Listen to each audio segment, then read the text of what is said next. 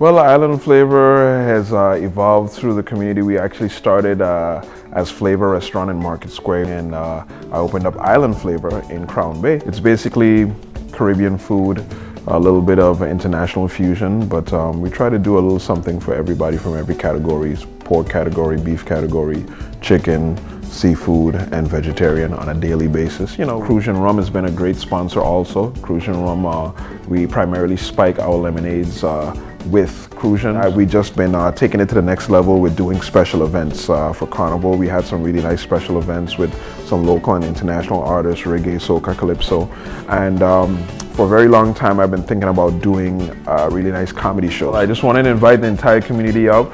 If you can come on out and support us at Island Flavor. We're trying to bring some laughter, which is the best medicine in the community. So come on and get your dose of laughter at Island Flavor for the Caribbean comedy series called Laughter is the Best Medicine, featuring Brooklyn Mike, A.G. White, and Rob Stapleton. Saturday, May 25th, down at Island Flavor. Doors open at 8. Show starts at 9 p.m.